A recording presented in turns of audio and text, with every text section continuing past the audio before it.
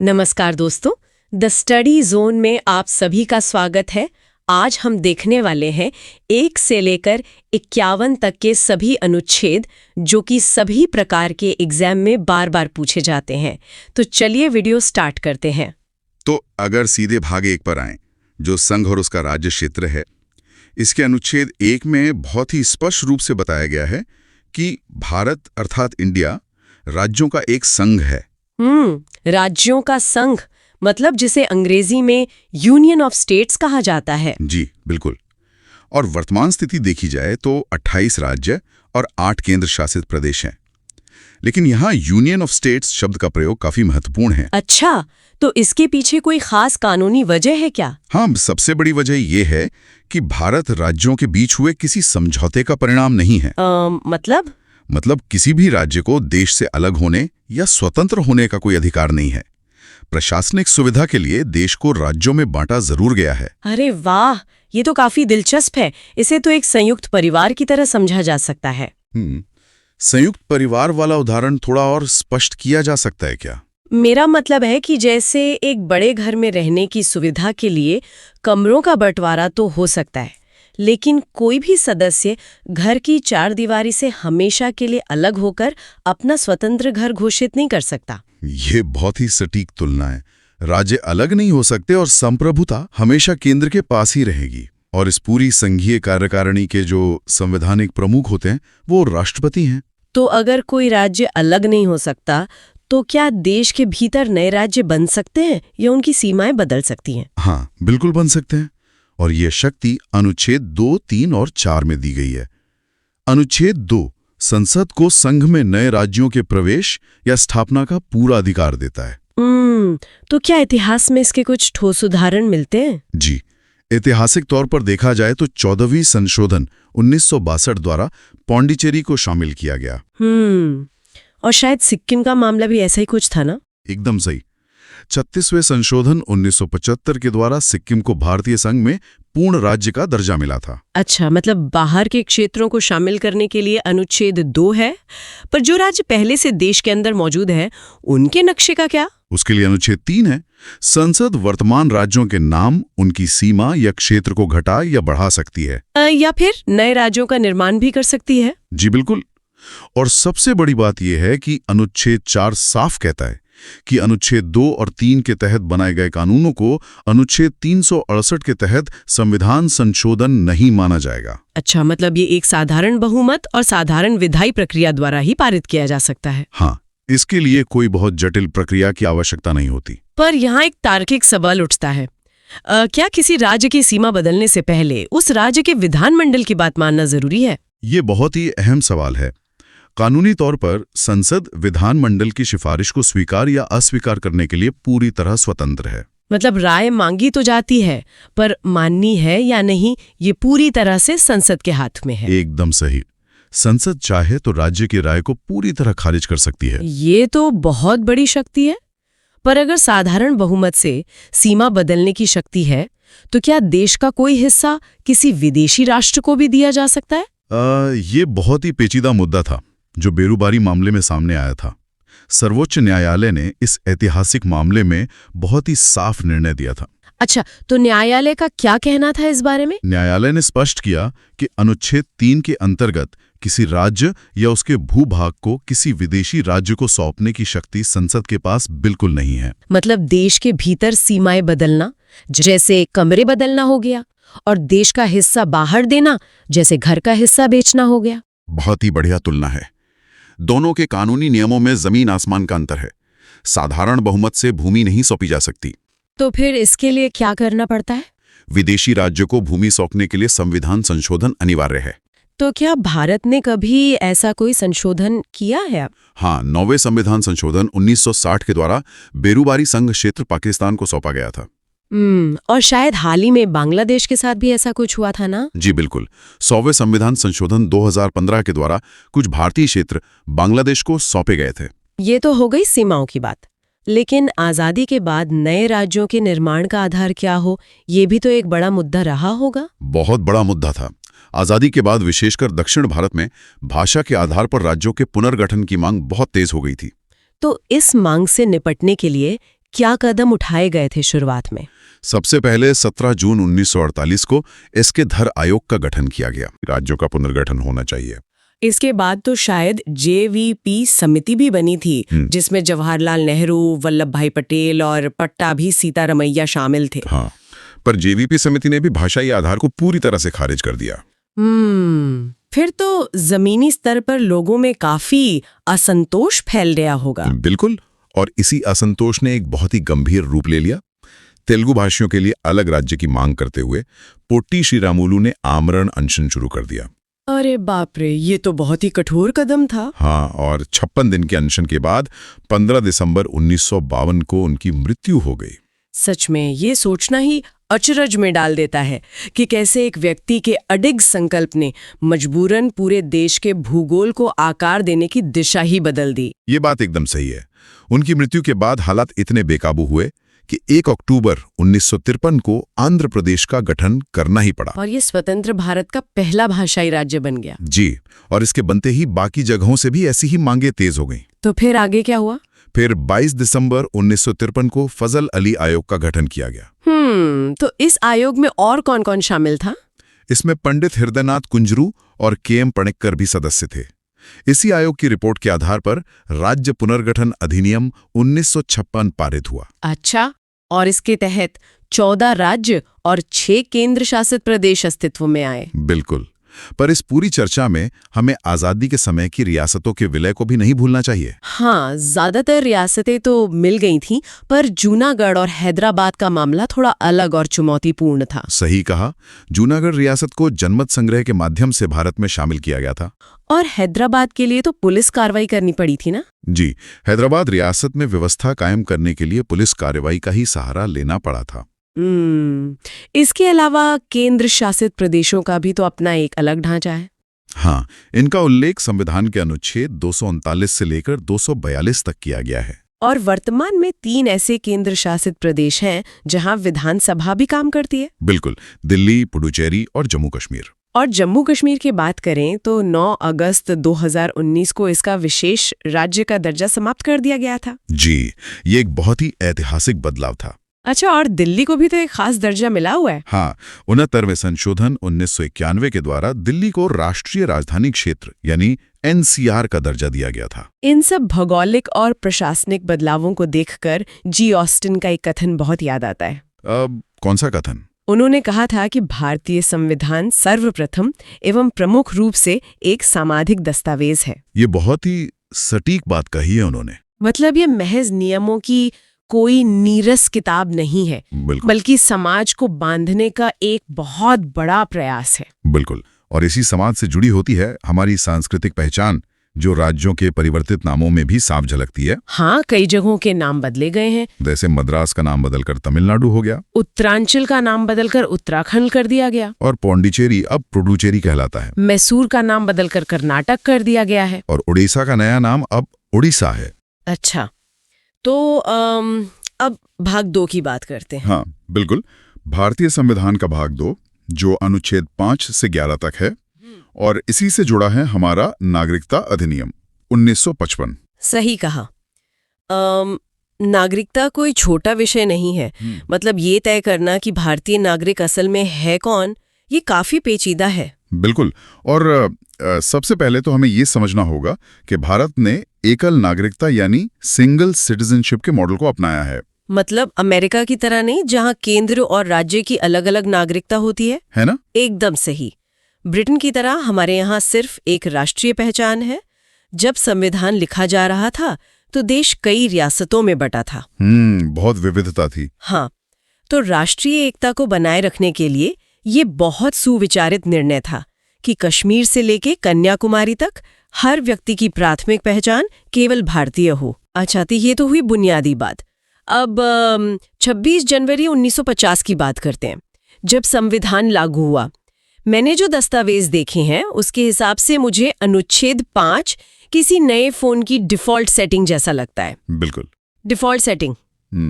ये तुलना बहुत सटीक है। हाँ, मतलब जो लोग शांति से भारत में रह रहे थे उनके लिए। बिल्कुल, अनुच्छेद 5 उन लोगों के लिए था जो उस समय भारत के स्थायी निवासी थे। इसमें नागरिकता के लिए 3 बुनियादी शर्तें थीं।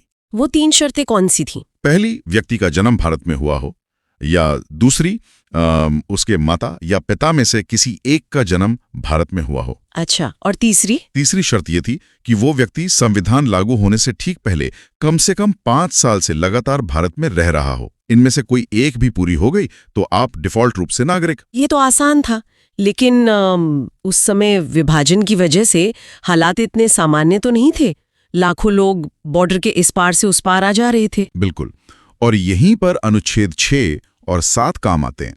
आप इन्हें उस समय के सबसे बड़े ट्रबल शूटिंग नियम कह सकते हैं। ट्रबल शूटिंग, हाँ। तो अनुच्छेद 6 किनके लिए था? जो लोग पाकिस्तान से विस्थापित होकर भारत आए थे। इसमें एक बहुत ही महत्वपूर्ण कट ऑफ तारीख थी, 19 जुलाई 1948। एक मिनट, ये तारीख क्यों चुनी गई? क्योंकि इसी दिन भारत और पाकिस्तान के बीच आने जाने के लिए एक आधिकारिक परमिट सिस्टम लागू हुआ था। अच्छा, तो इस तारीख से पहले आने वालों का क्या हुआ? जो लोग 19 जुलाई 1948 से पहले आ गए वे सीधे भारतीय नागरिक मान लिए गए। और जो बाद में आए? उनके लिए नियम थोड़े कड़े थे। उन्हें नागरिकता के लिए बाकायदा आवेदन देना पड़ा और पंजीकरण से पहले कम से कम 6 महीने तक भारत में रहना अनिवार्य था। प्रशासन के लिए ये सब ट्रैक करना कितना मुश्किल रहा होगा।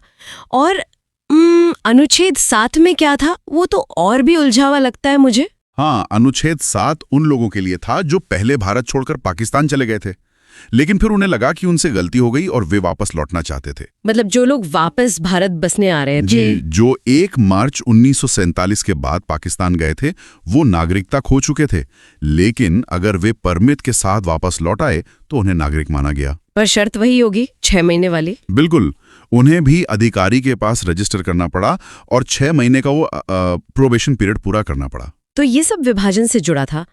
पर जो भारतीय मूल के लोग उस समय विदेश में थे, उनका क्या? उनके लिए अनुच्छेद 8 था। अगर कोई या उसके माता पिता या दादा दादी अविभाजित भारत में जन्मे हों पर वो व्यक्ति विदेश में रह रहा हो तो वो नागरिक बन सकता था। हाँ, बस उसे उस देश में भारत के राजनयिक प्रतिनिधि के पास खुद को रजिस्टर कराना होता था। अच्छा, और फिर अनुच्छेद 9 और 10 आते हैं। अनुच्छेद 9 तो शायद किसी और देश की नागरिकता लेने पर है ना? एकदम सही।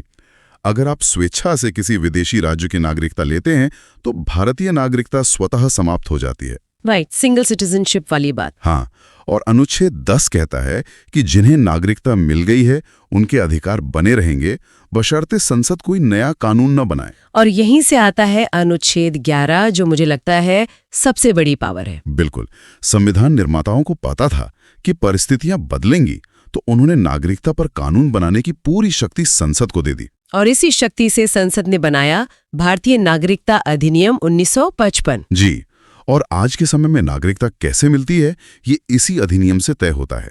तो आज नागरिक बनने के 5 रास्ते हैं। पहला है जन्म से। पर यहाँ मेरा एक सवाल है, अगर कोई आज भारत में पैदा हो तो क्या वो जन्म लेते ही नागरिक बन जाता है? देखिए, शुरुआत में नियम बहुत आसान था। 26 जनवरी 1950 से लेकर 1 जुलाई 1987 के बीच जो भी भारत में पैदा हुआ वो नागरिक था। मतलब माता पिता कौन है इससे कोई फर्क नहीं पड़ता था? नहीं, बस भारत की मिट्टी पर जन्म लेना काफी था।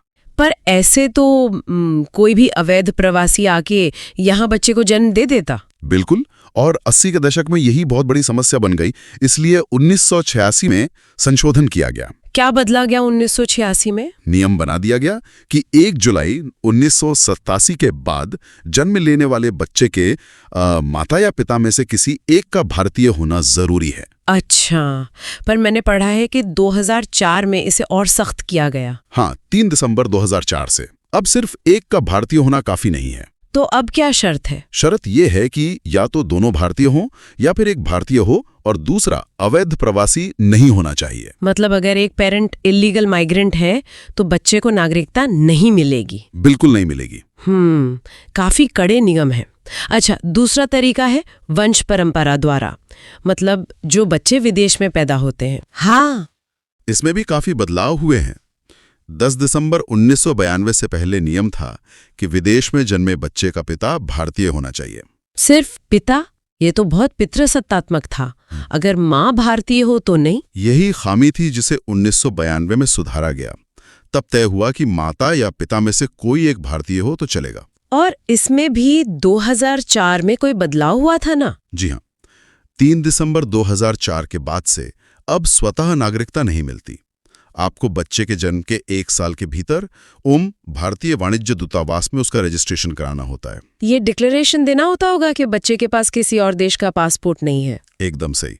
सरकार जन्म के समय से ही दोहरी नागरिकता की गुंजाइश खत्म कर देती है। अच्छा, अब तीसरे तरीके पर आते हैं, पंजीकरण या रजिस्ट्रेशन। ये किसके लिए है? मुख्य रूप से उनके लिए जिनका भारत से कोई पुश्तैनी संबंध है या फिर जो किसी भारतीय नागरिक से विवाह करते हैं।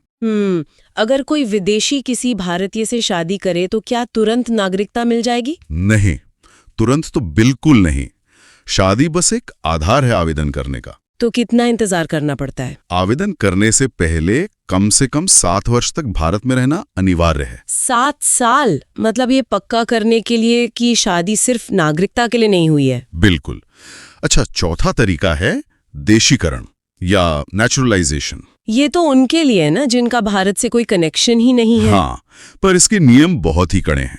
पहली शर्त तो पारस्परिकता है, मतलब रेसिप्रोसिटी। जी। अगर आपका देश भारतीयों को देशीकरण नहीं देता तो हम भी आपको नहीं देंगे और आपको अपने देश की नागरिकता भी छोड़नी होगी। और मैंने सुना है इसमें रहने की अवधि का कुछ बहुत लंबा हिसाब है। हाँ, आवेदन से ठीक 12 महीने पहले तक लगातार भारत में रहना होगा और उससे पहले के 14 सालों में से कम 11 साल भारत में बिताए हों। बाप रे, 11 साल और फिर 1 साल लगातार, टोटल 12 साल। और इसके साथ आपका चरित्र अच्छा होना चाहिए और 8वीं अनुसूची की किसी एक भाषा का ज्ञान भी होना चाहिए। मतलब आपको पूरी तरह से भारतीय समाज में घुल मिल जाना होगा।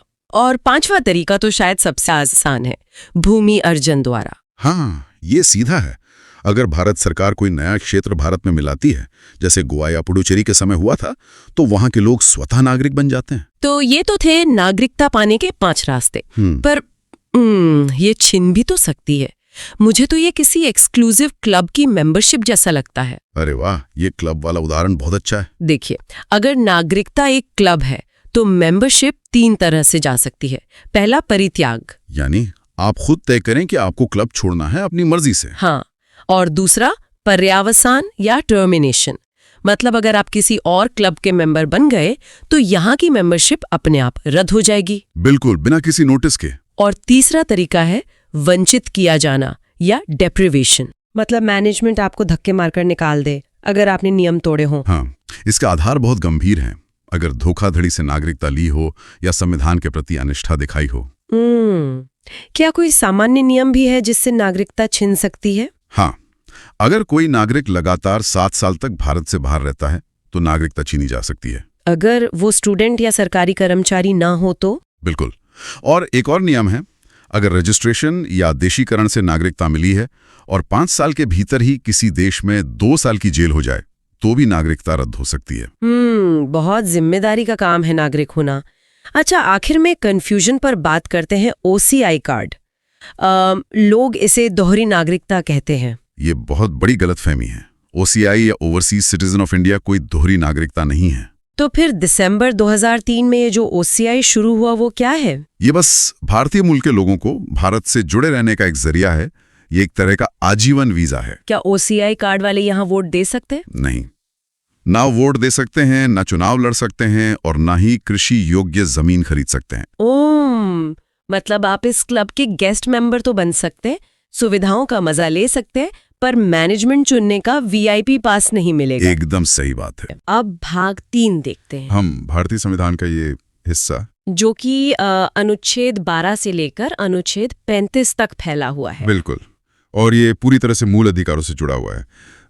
इसे अक्सर भारत का मैग्ना कार्टा भी कहा जाता है। हाँ, और ये जो विचार है ये मूल रूप से संयुक्त राज्य अमेरिका के संविधान से लिया गया है। सही कहा।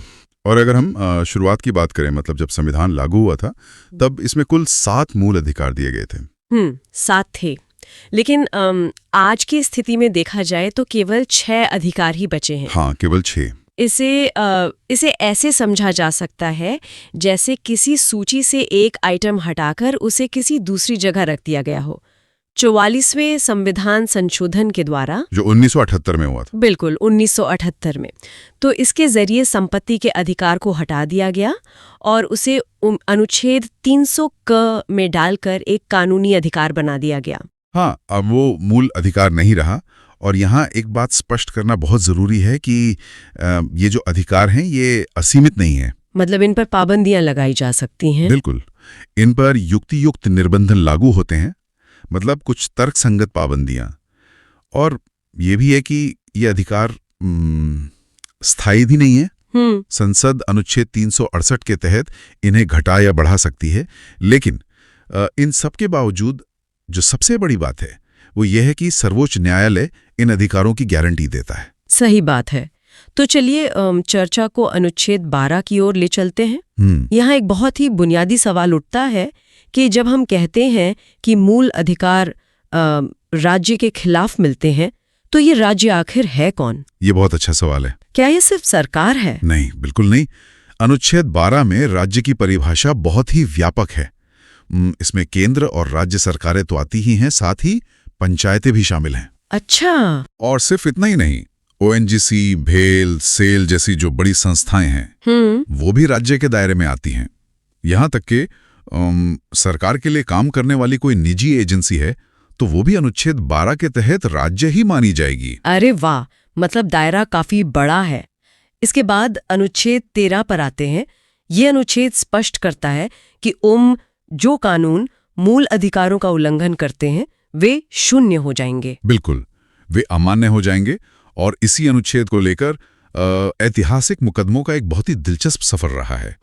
संसद और न्यायालय के बीच का टकराव। हाँ, सबसे पहले शंकरी प्रसाद मामला आया 1951 में और फिर सज्जन सिंह मामला 1965 में। इन दोनों में क्या तय हुआ था? इन दोनों में ये माना गया कि जो संविधान संशोधन है वो कानून की श्रेणी में नहीं आता है। अच्छा, मतलब संशोधन को कानून नहीं माना गया। सही। लेकिन फिर 1967 में गोलकनाथ मामला आया और उसमें इसे पूरी तरह पलट दिया गया। बिल्कुल पलट दिया गया। न्यायालय ने कहा कि संशोधन भी कानून है। और इस पूरी बहस का जो अंतिम परिणाम निकला वो केशवानंद भारती बनाम केरल राज्य मामले में सामने आया, जो 24 अप्रैल 1973 को तय हुआ था। हाँ, 24 अप्रैल 1973। ये एक बहुत बड़ा मामला था।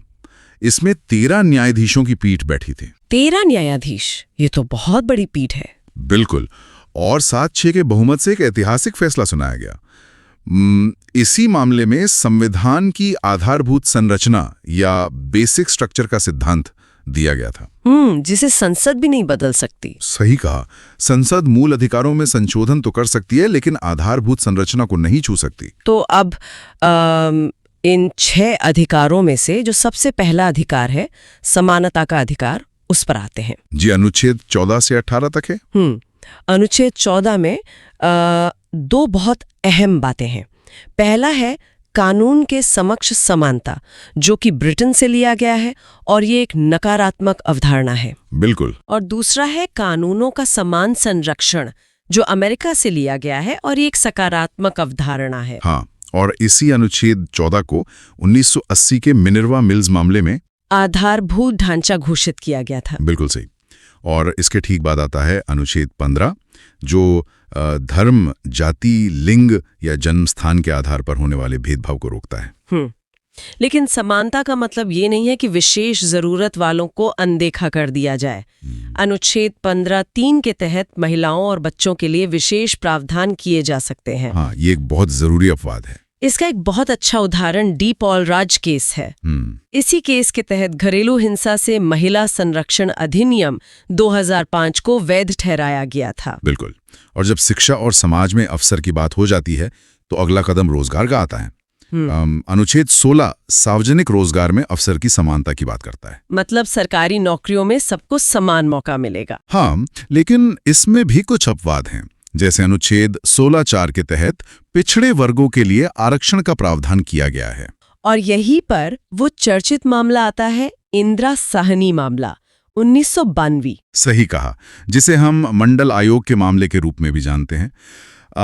इसी मामले में अन्य पिछड़े वर्गों के लिए 27% आरक्षण को वैध माना गया था। 27%। और आरक्षण के इसी क्रम में हाल ही में एक बड़ा बदलाव भी हुआ है। 103वें संविधान संशोधन के जरिए, जो 2019 में हुआ। हाँ, 2019 में इसके द्वारा आर्थिक रूप से कमजोर वर्गों यानी EWS के लिए अनुच्छेद 15(6) और 16(6) जोड़े गए हैं। बिल्कुल सही। और समाज में सच्ची समानता लाने के लिए अनुच्छेद 17 भी बहुत महत्वपूर्ण है। ये अस्पृश्यता या छुआछूत का पूरी तरह से अंत करता है। और इसके तहत संसद को कानून बनाने का अधिकार भी दिया गया है। इसी का परिणाम है SC/ST अत्याचार निवारण अधिनियम 1989, जिसे अक्सर एट्रोसिटी एक्ट कहा जाता है। बिल्कुल। और समानता के अधिकार का जो आखिरी हिस्सा है वो है अनुच्छेद 18, जो उपाधियों का अंत करता है। मतलब राज्य कोई उपाधि नहीं देगा। लेकिन इसमें एक दुविधा थी जिसे बालाजी राघवन मामले में सुलझाया गया। हाँ, ये मामला 1996 में आया था। इसमें न्यायालय ने एक बहुत सटीक तथ्य सामने रखा। उन्होंने कहा कि भारत रत्न और पद्म पुरस्कार जो हैं वो उपाधि नहीं है। बिल्कुल, वे उपाधि नहीं है, बल्कि वे सम्मान है। इसलिए वे अनुच्छेद 18 का उल्लंघन नहीं करते। तो समानता के बाद दूसरे मूल अधिकार की ओर बढ़ते हैं, जो है स्वतंत्रता का अधिकार। ये अनुच्छेद 19 से लेकर 22 तक है। अनुच्छेद 19 में मूल रूप से 7 स्वतंत्रताएं थी, लेकिन अब 6 हैं। इसे याद रखने का एक बहुत ही तार्किक क्रम है। हाँ, एक के बाद एक जुड़ती हुई कड़ियां हैं। जैसे सबसे पहले इंसान बोलना चाहता है तो 19(1) में बोलने की आजादी है। फिर लोग इकट्ठा होना चाहते हैं तो 19(1) में शांतिपूर्ण सम्मेलन की आजादी दी गई है। और जब इकट्ठा होते हैं तो संगठन बनाने का मन करता है, जो 19(1) में है। बिल्कुल। संगठन बन गया तो काम के लिए घूमना पड़ेगा।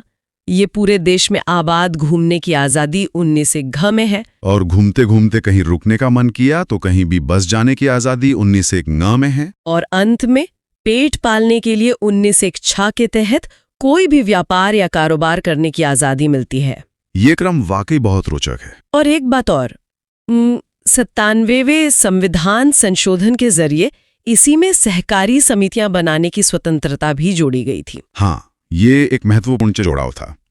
लेकिन इन स्वतंत्रताओं पर भी कुछ प्रतिबंध हैं, युक्तियुक्त निर्बंधन। जैसे देश की संप्रभुता, सुरक्षा, मानहानि या न्यायालय की अवमानना के आधार पर इन्हें रोका जा सकता है। बिल्कुल। स्वतंत्रता के इसी क्रम में आगे आता है अनुच्छेद 20, अपराधों के लिए दोष सिद्धि के संबंध में संरक्षण। इसके 3 मुख्य नियम हैं। हाँ, और तीनों बहुत ही तथ्यपरक हैं। पहला नियम है कि किसी भी पुराने कानून से सजा नहीं दी जा सकती। मतलब कोई काम जब किया गया तब वो अपराध नहीं था, तो बाद में कानून बनाकर सजा नहीं दे सकते। बिल्कुल। दूसरा नियम यह है कि दोहरी सजा नहीं दी जा सकती। एक ही अपराध के लिए किसी को 2 बार दंडित नहीं किया जा सकता। और तीसरा नियम है कि किसी भी व्यक्ति को खुद अपने ही खिलाफ गवाही देने के लिए बाध्य नहीं किया जा सकता। ये बहुत जरूरी संरक्षण है।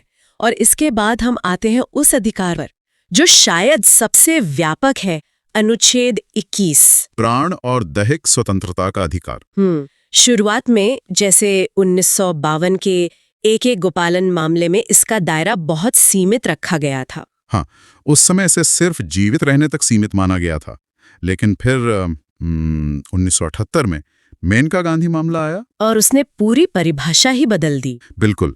इस फैसले ने इसे सिर्फ जीवित रहने से बदलकर गरिमापूर्ण जीवन जीने के अधिकार में तब्दील कर दिया। मतलब जीवन का अर्थ केवल सांसें लेना नहीं है। सही कहा। और इसी गरिमापूर्ण जीवन की अवधारणा से कई और अधिकार भी जुड़ते चले गए। जैसे चमेली सिंह मामला जो 1995 में आया था, उसमें आश्रय का अधिकार शामिल किया गया। हाँ, और इसी तरह निःशुल्क खाद्य सामग्री का अधिकार भी इसी अनुच्छेद 21 का हिस्सा बन गया। और इसी निरंतर विस्तार के क्रम में निजता के अधिकार का उल्लेख करना भी जरूरी है। बिल्कुल, जिसे जस्टिस KS पुट्टास्वामी मामले में तय किया गया था। और इसके ठीक साथ एक बहुत ही अहम हिस्सा जुड़ा हुआ है, मतलब अनुच्छेद 21 का, जी जो सीधे तौर पर शिक्षा के अधिकार की बात करता है। बिल्कुल, और ये एक ऐसा अधिकार है जिसने मतलब समाज की पूरी नींव को ही मजबूत कर दिया। इसे 86वें संविधान संशोधन जो कि 2002 में हुआ था ना, उसके जरिए मौलिक अधिकार बनाया गया। हाँ, 2002 में। जी, और इसके तहत ये तय किया गया कि राज्य 6 से 14 वर्ष के बच्चों के लिए निःशुल्क शिक्षा का इंतजाम करेगा। 6 से 14 वर्ष, ये उम्र का दायरा काफी महत्वपूर्ण है। बिल्कुल, और आपको बता दूं कि ये बदलाव ऐसे ही रातों रात नहीं आया। अच्छा। हाँ, एक बहुत ही प्रसिद्ध वाद था मोहिनी जैन बनाम कर्नाटक राज्य। मोहिनी जैनवाद। जी, इसी मामले में न्यायपालिका ने शिक्षा के अधिकार को पहली बार मूल अधिकार का दर्जा दिया था। ओहो। हाँ, जिसने आगे चलकर संसद को इस 86वें संशोधन के लिए प्रेरित किया। तो शिक्षा से थोड़ा आगे बढ़ते हैं और मान लीजिए अगर किसी को गिरफ्तार किया जाए तो उसके पास क्या अधिकार हैं? मतलब अनुच्छेद 22 के बारे में बात करते हैं। तो अनुच्छेद 22 में देखिए मुख्य रूप से 2 तरह की गिरफ्तारी होती हैं। अच्छा, 2 तरह की। हाँ, पहली है सामान्य गिरफ्तारी और दूसरी होती है निवारक निरोध। तो सामान्य गिरफ्तारी में तो 3 अधिकार मिलते हैं ना? बिल्कुल मिलते हैं। जैसे पहला कि गिरफ्तारी का कारण जानने का अधिकार, दूसरा अपनी पसंद के वकील से परामर्श करने का अधिकार। हाँ, और तीसरा सबसे अहम है जी, यात्रा के समय को छोड़कर 24 घंटे के भीतर मजिस्ट्रेट के सामने पेश होने का अधिकार। एकदम सही। मजिस्ट्रेट यहाँ ये देखता है कि पुलिस ने जो गिरफ्तारी की है वह कानूनी है या नहीं। लेकिन जो दूसरी तरह की गिरफ्तारी है, मतलब निवारक निरोध, जैसे रासुका या टाडा और पोटा वाले मामले होते हैं, वहां क्या होता है? देखिए, वहां स्थिति काफी अलग हो जाती है। निवारक निरोध में बिना ट्रायल के व्यक्ति को अधिकतम 3 माह तक हिरासत में रखा जा सकता है। बाप रे, 3 महीने तक? हाँ, मतलब इसमें वो 24 घंटे वाली या वकील वाली सामान्य छूट नहीं मिलती है, क्योंकि ये कोई अपराध होने के बाद सजा देने के लिए नहीं, बल्कि अपराध को रोकने के लिए होता है। सही है। अब मानव अधिकारों के हनन की तरफ आते हैं। हाँ, अनुच्छेद 23 और अनुच्छेद 24।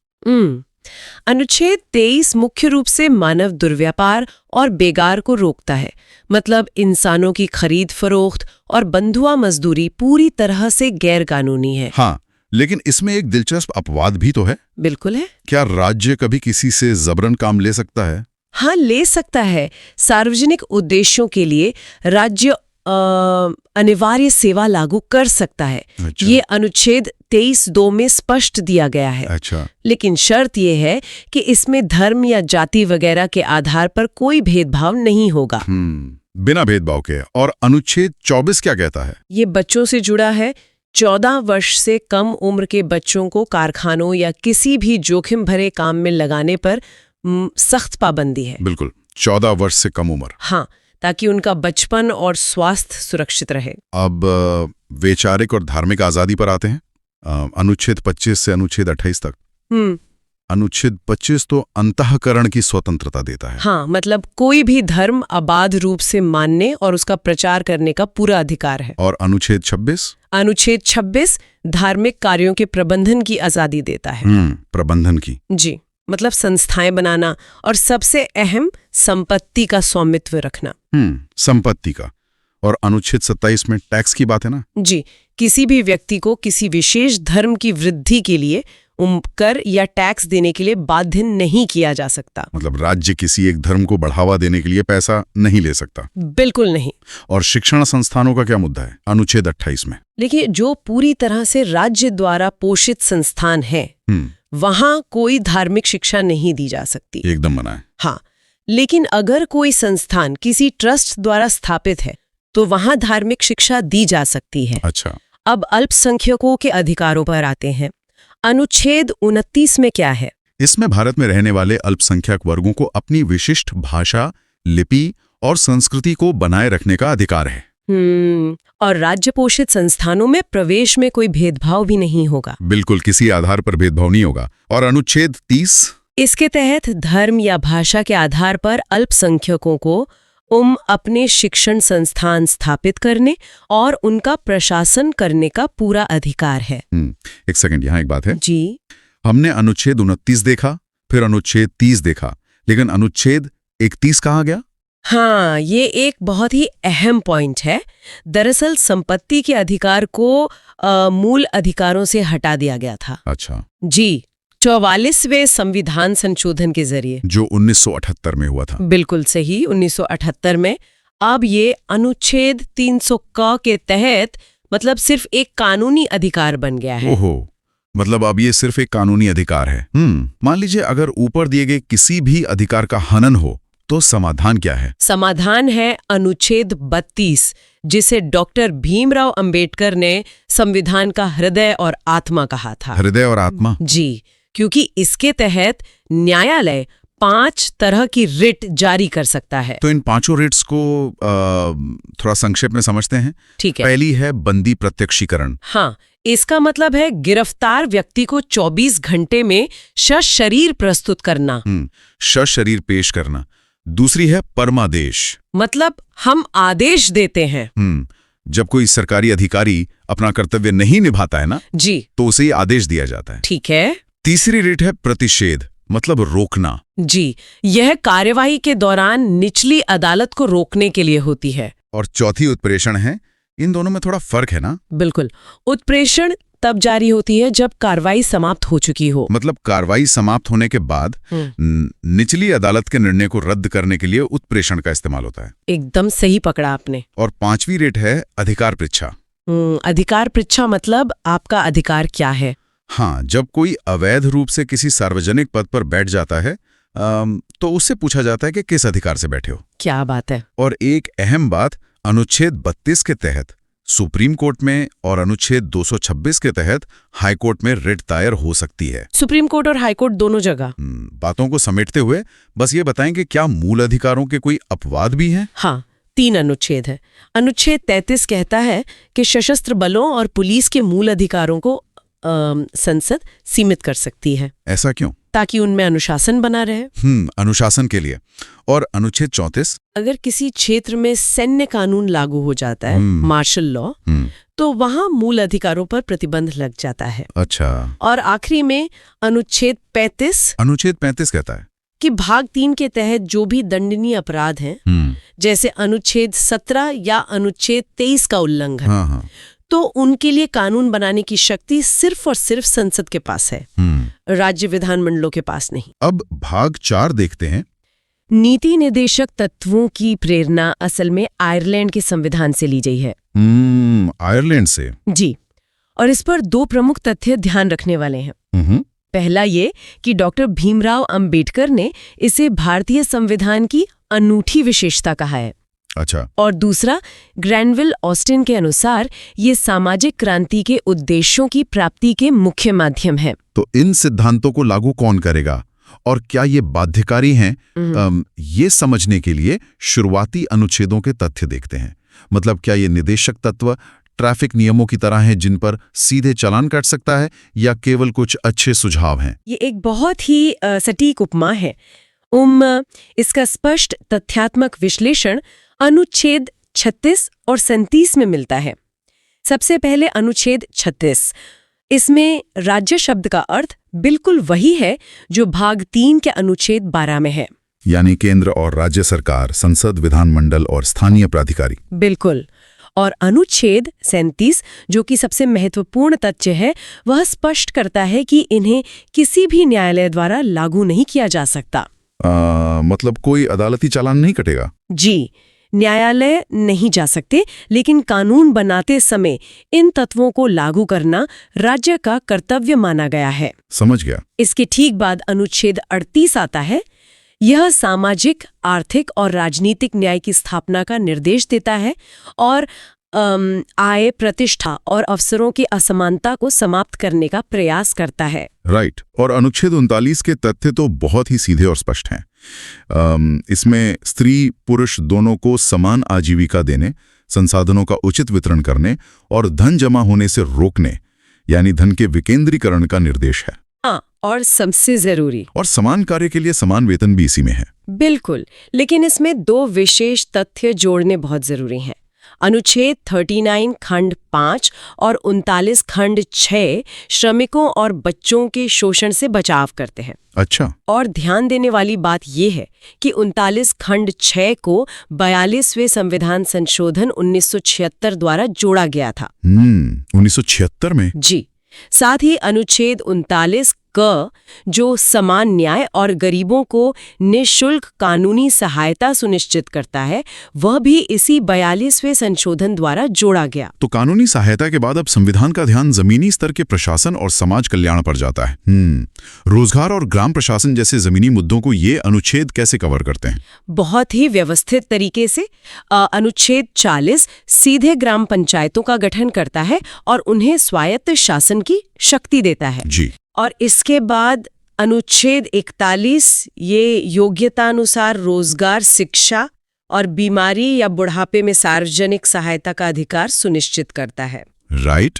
और अनुच्छेद 42 कार्य की न्यायसंगत और मानवीय दशाएं तथा मातृत्व सुरक्षा तय करता है। बिल्कुल सही। और इसके आगे अनुच्छेद 43 है जो कर्मचारियों के लिए निर्वाह वेतन और कुटीर उद्योगों को बढ़ावा देने का निर्देश देता है।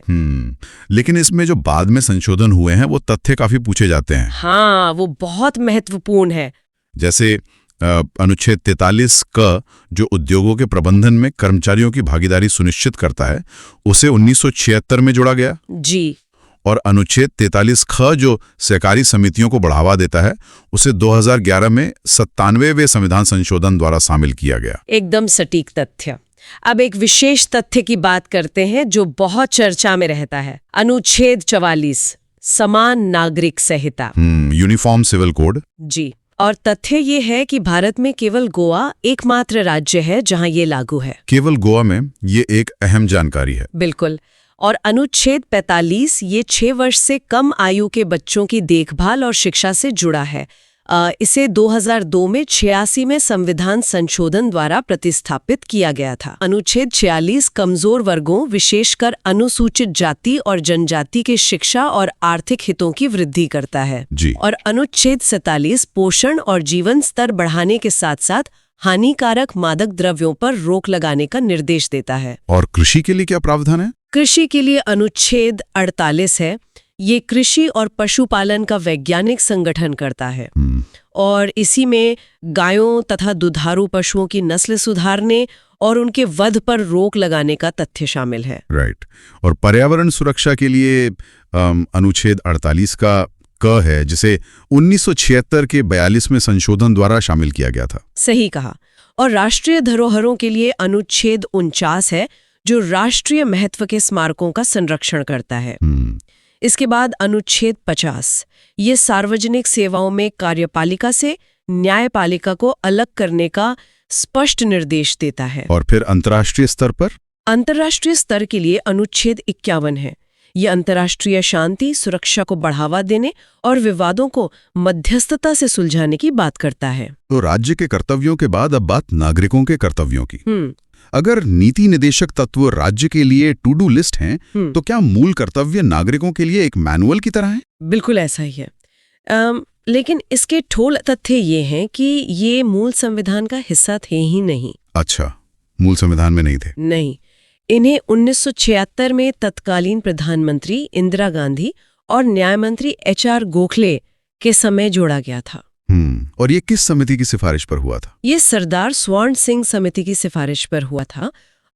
42वें संविधान संशोधन 1976 द्वारा भाग 4 क और अनुच्छेद 51 क के तहत इन्हें जोड़ा गया। और इसका स्रोत क्या था? इसे पूर्व सोवियत संघ के संविधान से अपनाया गया था। राइट। शुरुआत में ये केवल 10 कर्तव्य थे, लेकिन वर्तमान में कुल 11 हैं। और एक जरूरी तथ्य ये भी है कि ये केवल भारतीय नागरिकों पर लागू होते हैं। तो इन 11 कर्तव्यों का त्वरित सारांश देखें तो पहला है संविधान, राष्ट्र ध्वज और राष्ट्रगान का आदर। दूसरा, राष्ट्रीय आंदोलन के आदर्शों का पालन। तीसरा, भारत की संप्रभुता और एकता की रक्षा। जी। चौथा, देश की रक्षा। पांचवां, समरसता और भ्रातृत्व की भावना, जिसमें स्त्रियों के सम्मान के विरुद्ध प्रथाओं का त्याग शामिल है। बिल्कुल। छठा है गौरवशाली संस्कृति का परिरक्षण। सातवां, प्राकृतिक पर्यावरण और वन्य जीवों की रक्षा। 8वां वैज्ञानिक दृष्टिकोण और ज्ञानार्जन का विकास। हाँ, और 9वां 9वां है सार्वजनिक संपत्ति की सुरक्षा और हिंसा से दूरी।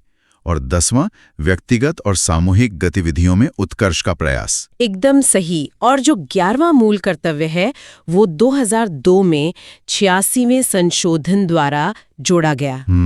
इसमें ये स्पष्ट किया गया है कि माता पिता या संरक्षण का ये कर्तव्य है कि वे 6 से 14 वर्ष के बच्चों को शिक्षा का अवसर प्रदान करें। तो ये सूची 11 पर जाकर पूरी होती है। तो आज हमने इंडियन पॉलिटी के 1 से 51 तक के सभी अनुच्छेद को विस्तार से समझा। उम्मीद है ये वीडियो आपको पसंद आया होगा, तो वीडियो को लाइक एंड शेयर करें। इस सीरीज के अगले वीडियो को देखने के लिए हमारे चैनल द स्टडी जोन को सब्सक्राइब जरूर करें। आज के लिए इतना ही, बहुत जल्द मिलते हैं अगले वीडियो के साथ। नमस्कार। नमस्कार।